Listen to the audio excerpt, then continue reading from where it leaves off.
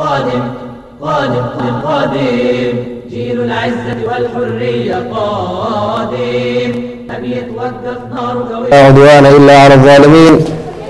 وأشهد أن لا إله إلا الله وحده لا شريك له، وأشهد أن محمدا عبده ورسوله. يا أيها الذين آمنوا اتقوا الله حق تقاته ولا تموتن إلا وأنتم مسلمون. أخواتي في الله، مؤتمركii ilaa xaalkooda wax ka bedelaan ama xataa yuغayiruu maa bianfusihim, muxaadaradiisii 13aad oo aan ugu talagalnay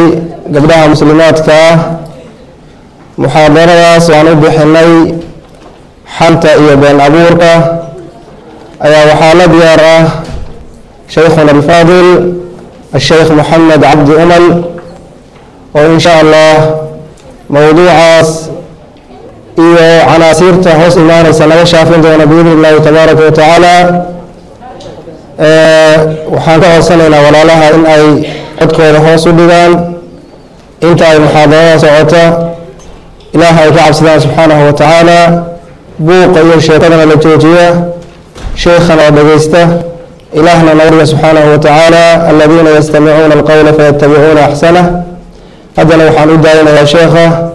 iyo muxaadarada in uu noo soo jeediyo, annagana aan ka dhageysana.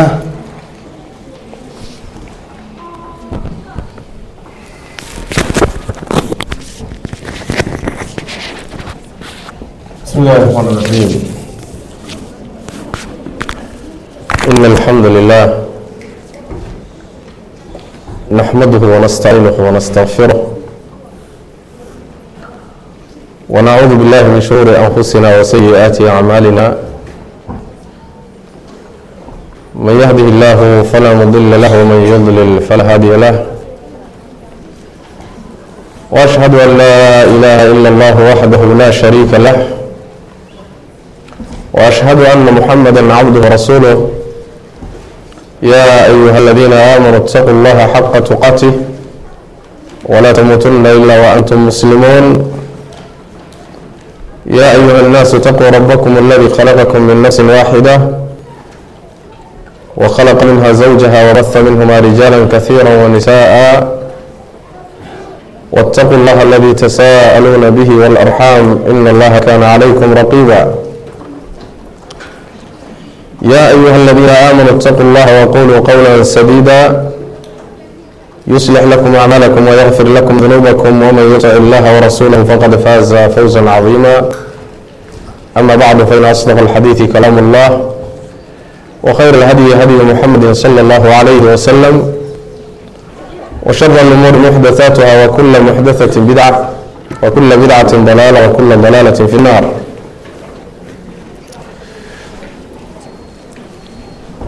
أيها الأخوات، الله سبحانه وتعالى ayaa mahad iskale oo ammaanan, ammaan dhammaanteed iyo mahad kulligeed ilaah baa iskale subxaanaه wa tacaala. waxyaalaha uu ilaahay ku ammaanan yahay ama ku mahadsan yahay waxaa ka mid a nicmooyinka faraha badan in la tira koobi karin ee allah uu ina siiyey subxaanaه wa tacaala ama uu inoo galay. mowduuca darsigeena wixii ilaah inaga waafajiyo aan ka dhihi doono insha allahu tacaala. sidii horeba loo sheegay wax weeye xanta iyo been abuuradka. xanta iyo been abuuradku waxay ka dhacaan xubin ka mid ah xubnaha jidhka. xubinkaas waa xubinka marna haddii loo isticmaalo khayr wax badan soo hoyin karo, ruuxa tari kara, wanaag weyn buu ku kasban karaa. haddii si xun loo isticmaalana ruuxa meel xun buu geyn karaa. saas daraaddeed baa waxaa la yidhahdaa waa silaaxun duu xaddayn, waa mindi laba afle wey. haddaad khayrka ku goosatana way kuu goynaysaa, haddaad sharka ku goosatana sharka waa ku goynaysa kolba sad adigu isticmaasho wey xubinkaasi waa xubinka la yidhaahdo carabka iyo afka labada arrimoodba halkaasi ka dhacaan waa been abuuradka iyo xanta labaduba xubinku asal ahaantiisu waa nicmo ilaahay subxaana wa tacaala waxaa yeelay allah subxaana wa tacaala ibni aadamka inuu siiyey carabka iyo hadalka iyo afka iyo bishimaha waa nicmo ilaahay subxaana wa tacaala bini aadamka siiyey wey wuxuu rabuu ku cadaystaa oo ku sheegtaa waxa qalbigaaga ku jira ee aada doonaysa inaad sheegto waxaa turjumaya oo caddaynaya ood ku caddaysanaysaa waa carabka iyo afka wey sidaa daraaddeed ba allah subxaana wa tacaala isagoo arrinta cad sheegaya ama tilmaamaya wuxuu yidhi alraxmaanu callama alqur'aan khalaqa alinsaana callamahu lbayaan ilaahay insaankiibuu abuuray wuxuuna baray caddaynta siduu wax u caddayn lahaa sidee buu wax ku caddayn karaa wuxuu wax ku caddayn karaa afka iyo carabka hadduusan afla lahayn carabna lahayn wuxuu rabo ma caddaysan karo lamana fahmi karayo ma biyaad rabtaa ma caanaad rabtaa ma jiif baad rabtaa ma cabsi baa kugu jirta maxaad doonaysaa waxa qalbigaaga ku jira wixii ka turjumi lahaa ee caddayn lahaa ma haysid sidaas daraaddeed baa xubinka carabka iyo afka uu yahay nicmooyinka ilaahay bini aadamka uu siiyey iyo xubnaha uu ku abuuray xubnaha ugu qaalisan buu ka mid yahay alam najcal lahu caynayn wa lisaanan wa shafatayn wa hadaynaahu najdayn bu alla subxana wa tacaala insaankan soomaanan laba indhood u yeelin carab soomaanan u yeelin laba bishimood soomaanan u yeelin macnaheedu waxa weeyaan allah subxaana wa tacaala insaankan inuu bilaash u abuuray wax jira maaha inuusan bilaash u abuurinoo ujeeddo ugu talagalay waxaa ku tusaya insaankan qaabku u abuuran yahay indhaal loo yeelay dhagaal loo yeelay bishimaa loo yeelay carab baa loo yeelay qalbi baa la siiyey xubnahan isa saaran iyo jidhkan sida qiimaha badan u dhisanee isu dul saaranee isugu habaysan bilaash ma ah xikmad weyn baa ku jirta sidaas daraaddeed xubinku waa xubin ka mida xubnaha ilaahay subxaana wa tacaala ina siiyey xubnaha ugu qaalisan buu ka mid yahay waa xubinka wax lagu cadaysto waxna lagu sheegto nicamka ilaahay subxaana wa tacaala buu ka mid yahay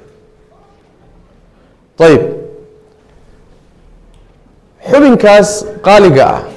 ee alla ina siiyey subxaana wa tacaala nicmooyinkiisa waaweyna ka mid ah haddii si wanaagsan loo isticmaalana wuxuu noqon karaa xubinka ugu qiimo badan xubnaha bini aadamka khayrka iyo wanaagga uu ku shaqaysto ama ku kasbado oo towxiidkii laa ilaaha ila allah carabka iyo afka ayuu ka dhacayaa waana kelimada islaamka lagu soo galo jannada lagu furto khayr oo dhan lagu gaaro shar oo dhan lagaga baxo kelimadaasi carabkay ka dhacda qalbiga carabkaa turjuma laa ilaaha ila allah hal kelimo oo carabku sameeyey baa dhici karta inuu ruuxu ama naarta uu yani salkeeda 70 sano hoos u galo hal kelimo oo carab ka soo baxday hal kelimo oo carab ka soo baxdayna waxaa dhici karta ruuxu inuu ku helo darajooyin sare oo jannada saas daraaddeed baa nabigu wuxuu yihi salawaatu rabbi wasalaamu calayh mid idinka mid a hadal buu ku hadlayaa hadalka uu ku hadlayana muusan u fiirsanin kama fiirsanin ma uusan rogrogin kamuusan baaraan degin hadal buu si fudud isaga yidhi hadalkaasoo dembi oo khalad ah markaasuu ilaahay naartiisa naarta alla uu dadka ku cadaabo ayuu kelimada darteed 70 sano ayuu naarta